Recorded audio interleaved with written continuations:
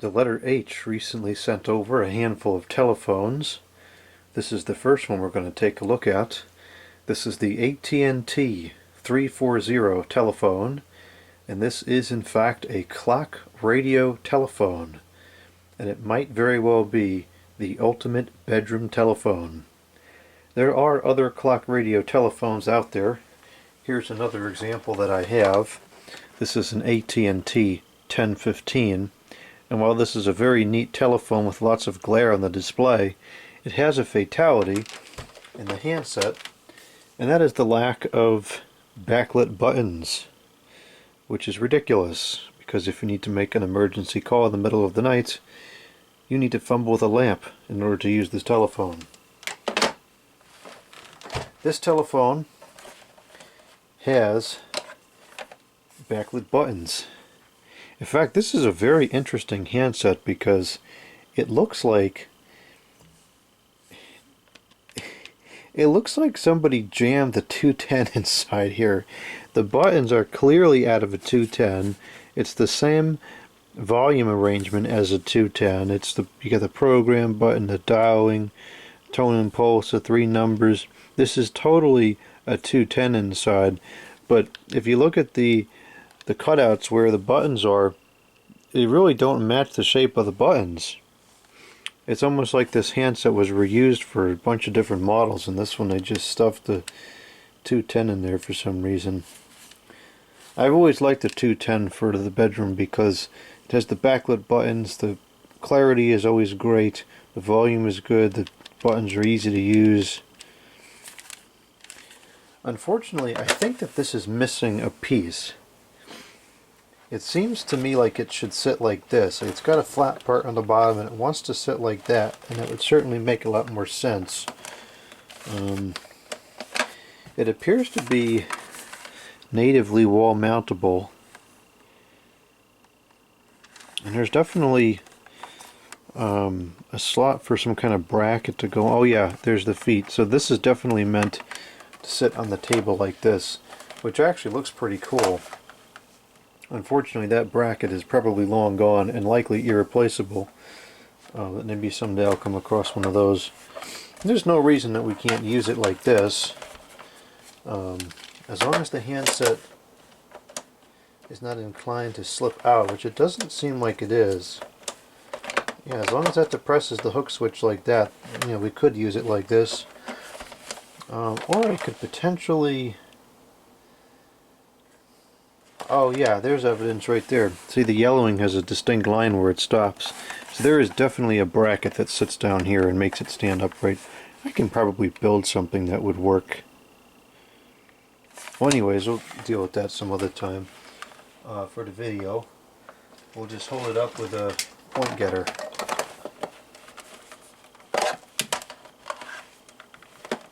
Yeah, that'll work for now. So this is what it would normally look like if all the pieces were... Okay, that's not going to work.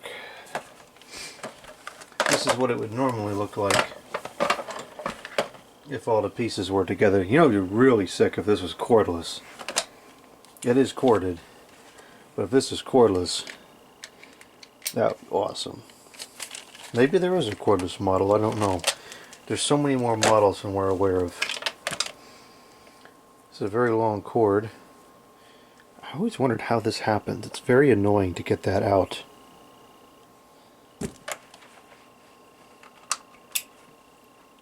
Okay, it's plugged in now. I don't know if that cord is original. I would be surprised if it came with one that's that long. The power cord is inside the unit. No, it's not. It's right here. It's outside the unit, but it's I guess what I'm trying to say is it's not a wall board, it's just a regular AC cord, and the transformer apparatus is inside there. There's the informations. DC 9 volts. I suppose the good thing is that the power cord won't go missing with it like this, but if it was AC to AC, I'd have a little fewer concerns, but The DC adapters, they're not immune to failure, and neither is an AC adapter, but an AC to AC adapter really should run for decades if it's built properly with no problem at all. A DC adapter involves a lot of electronics, which also can last for decades if built properly. Do we know what the OEM of this is? AT&T Technologies Incorporated, custom manufactured in China for the AT&T. It is the model CS8204VC11A clock radio phone. AT and T. Model CRT340. So on the back here it's posing to be a television set, and on the front it's just a telephone that doesn't stand upright. And that, where'd that wire tie go? Here it is. Don't need to find that in the vacuum later. Alright, let's get this thing plugged in.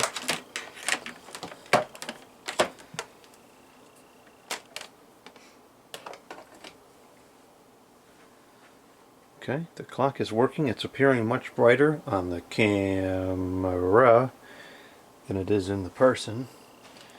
While operating in the person, it is actually quite dim, which is fine for the bedroom. Let's plug in the telephone line. There appears to be, you know, I bet that's the transformer right there, and it's got a little bit of venting to it. So actually it might, well, I suppose if you mount it on the wall, then that would be covered as well, so maybe it doesn't matter. So putting it on the table might cover the airflow, and that could be a problem, but I guess if you mount it on the wall, it's going to get blocked anyways.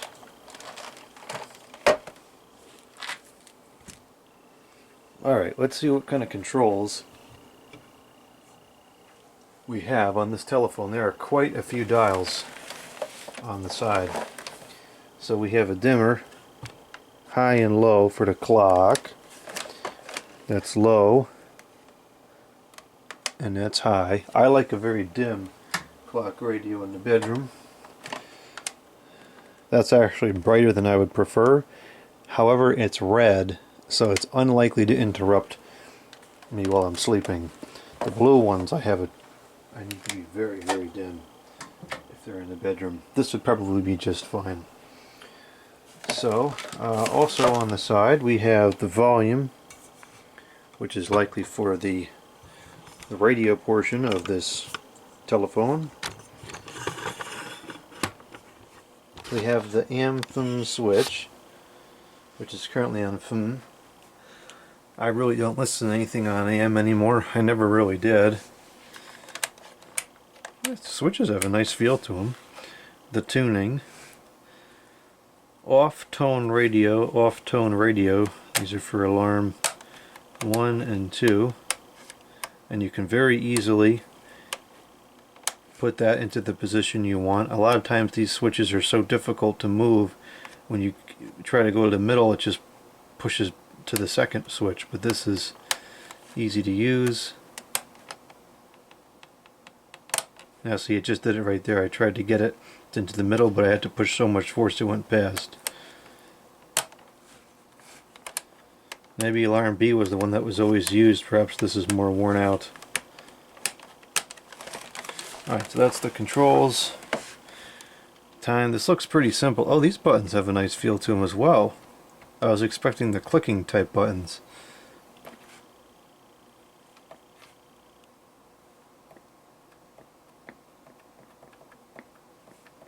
I hear something clicking. Is the volume down all the way?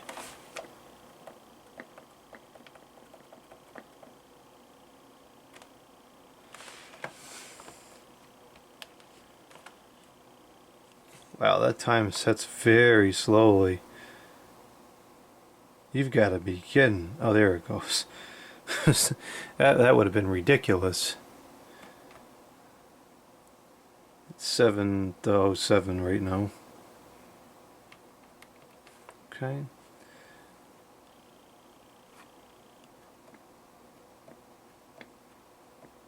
I feel like the radio wants to come on. Oh, it's just turning on and off.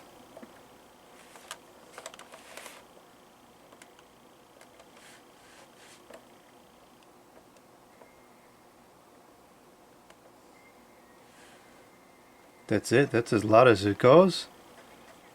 I ain't waking anybody up. This radio stinks!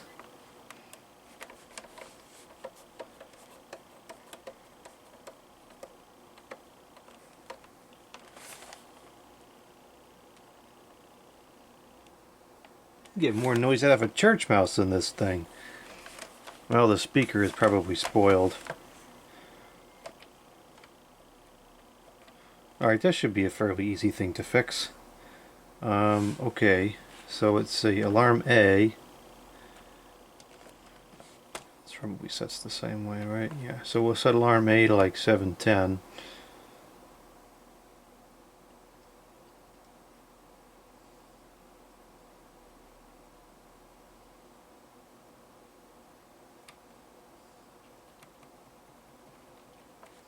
Okay, and we'll turn it on to tone.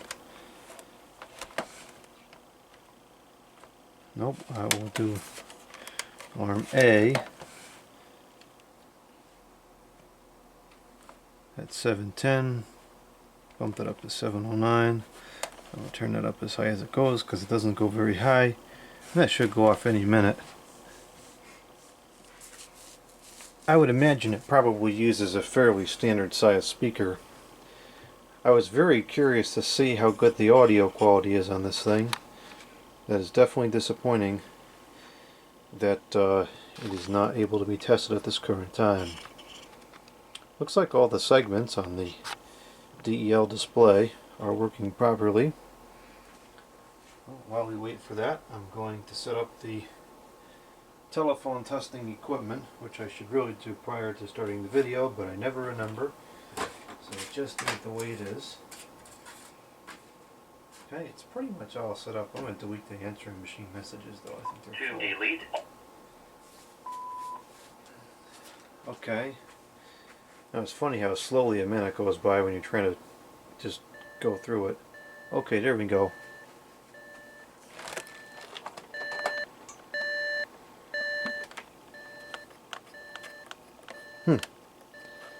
It's not adjustable.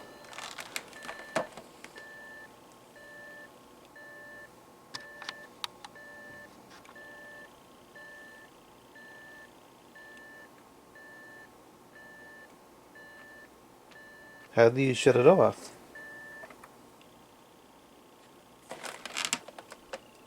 Okay, I guess you push the radio button to shut it off. Alright, so the alarm works. It's barely audible, and I guess it's just always set to a specific volume, which is fine. I suppose you could adjust the volume with the radio setting. Okay, so the alarm works. The radio kind of works, I guess, but the audio doesn't work, so then what good is the radio? It's kind of the whole point of radio, or at least the phone radio anyways. Well, let's see if the audio works on the handset itself. Oh yeah, it works. That's normal.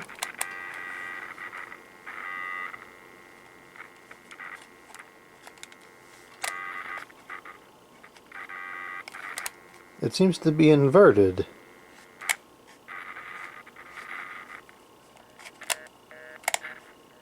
What the heck is going on with this telephone?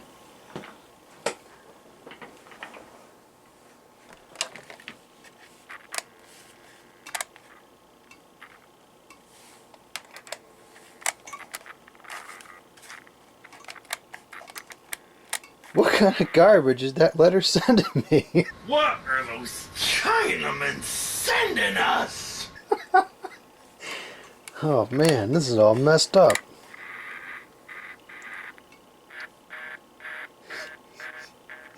This probably just needs a new, it just needs some deoxidizing this switch. Sometimes if you move it a bunch of times, that'll clear up the whatever the heck it is. Yeah, see, it's getting better now.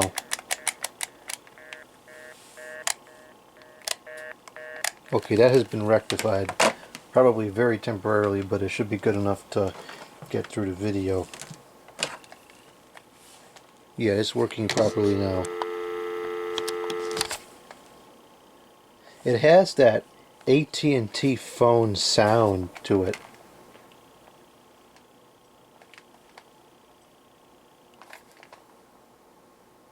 All these AT&T phones I've used from this era, they have like a weird kind of high frequency sound to the audio. And it's only on AT&T telephones. Alright, let's see what the ring sounds like on this thing.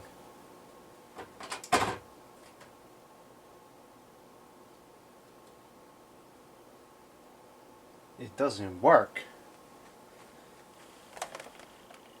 Maybe the ring is off. I don't even see any ring. Oh, here we go. Maybe this is it. Okay, it probably was the off. Oh, that's nice. It doesn't just go flying out. It takes a 9-volt for backup. Alright, whoops. Okay, so let's try that again.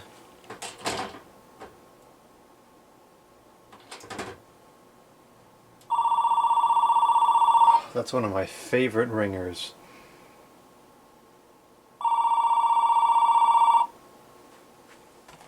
Let's see what it sounds like on the loud.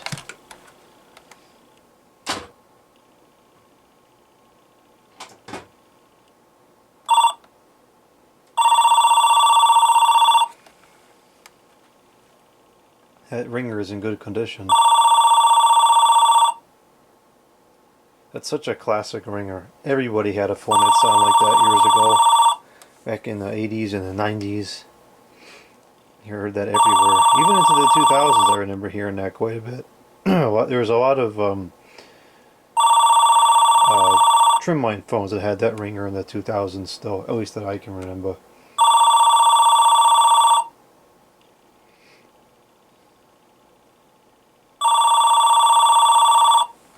Go back to the medium or the low position. Sounds a little smoother on low, but it's pretty quiet. I like telephones to have a loud ring.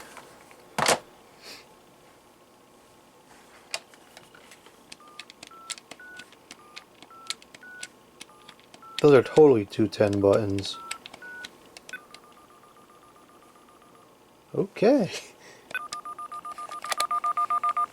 That's full of the number 1. They all are. I wonder if that's the default, like it's just default blank programming.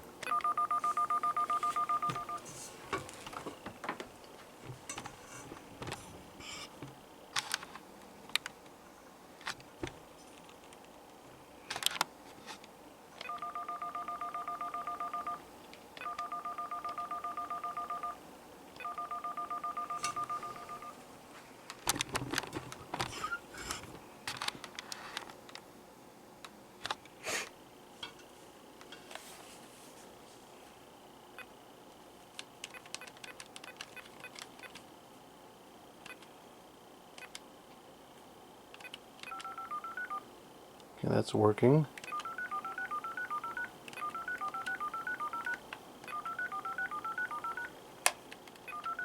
That does not take effect until it goes through a reset.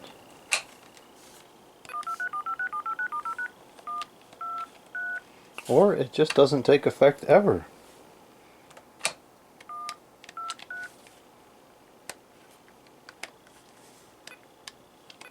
Now it's taking place immediately.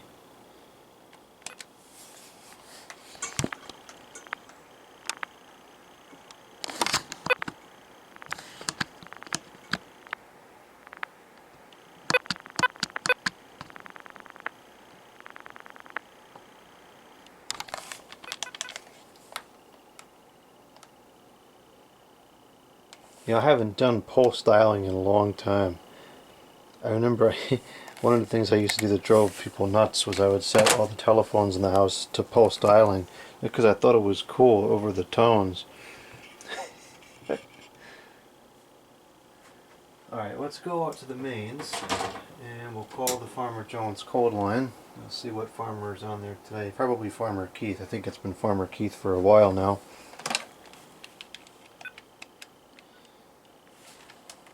I'm not sure if this will work.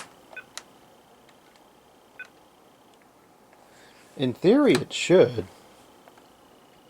because I believe that the partner ACS does recognize tone dialing telephone, pulse dialing telephones.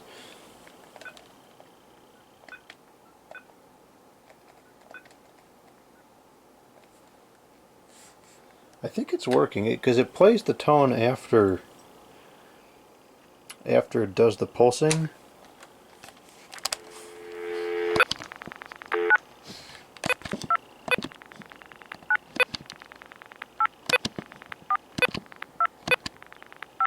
That seemed pretty accurate. It just gets a little flaky, I've noticed, because it passes through a ring amplifier. I don't know if that disconnects perfectly in tune with the way the telephone disconnects for the dialing. 2025 spring schedule, which is Friday, Saturday, and Sunday from 12 p.m. till 5:30 p.m. Our winery's website is the best resource to learn about our wine offerings. That's low volume. WineryCT.com. That's loud. As example, this weekend we are celebrating a unique offering with our Pet Nat wine, a handcrafted wine via the ancestral method, with each bottle so distinctive. The winery's tasting.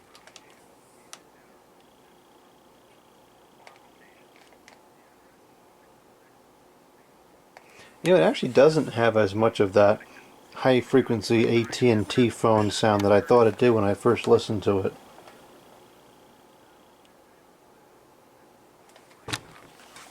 Alright, this seems to work just fine. It's clear. There's a slight hum in the background. That might just be the Farmer Jones cold line though.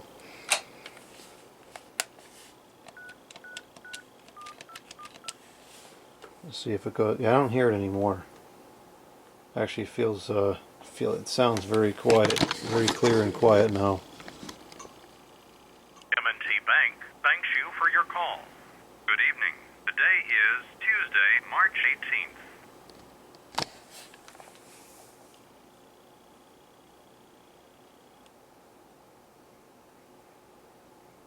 18th. Very good sound quality on this telephone. Alright, I'll record some testing messages now so we can check the outgoing audio. 4 new. Someday we'll get this wire out of the way. Message 1. Oh, for heaven's sakes, the radio is all busted up on this thing. Message 2. Hey, Bill, it's Frank. I was thinking of ordering some donuts later today from Smelly Donuts, LLC, and I wanted to know what flavor donuts you wanted to get. I was thinking about skunk flavor. Okay, call me to my clock radio telephone. You can call it to 555-1234.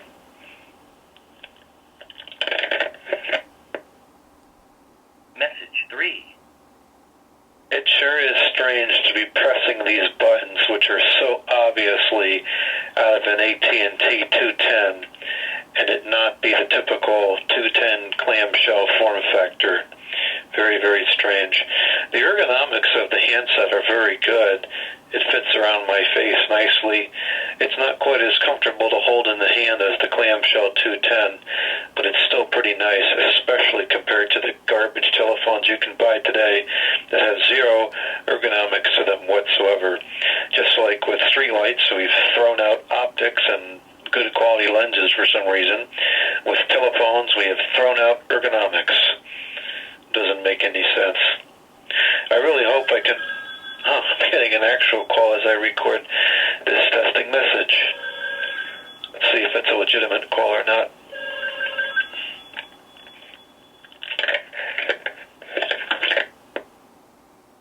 Message 4. Oh, it actually was a legitimate call, which sadly is kind of becoming a rare occurrence these days, at least on the cell phone. I mostly get legitimate calls on the home phone, but I get a lot of garbage calls on the cell phone, which adds to the annoyance of the cell phone. Really don't like cell phones, but anyways, that's a whole different story. So, I like this telephone. This is a cool telephone. It's got a really neat, iconic, like 90s, early computer, like personal computer era or at least computers as we know it, or appearance to it. I think this would look really cool in the bedroom. I've got to have to figure out something with the bracket, though. It really doesn't look great just sitting flat on the table, not being able to stand up. Okay, I'm going to hang up now, and then we'll listen to these messages with our ears. End of messages. Pickup is very good on this as expected, and there's not too much wind noise either. So this is generally working as far as the telephone is concerned. Let's get some deoxid inside that switch. Unfortunately, the radio is all busted up, but most likely with a new speaker, which is probably fairly easy to replace, this will be working properly once again, and then we'll just have to figure out something with that bracket.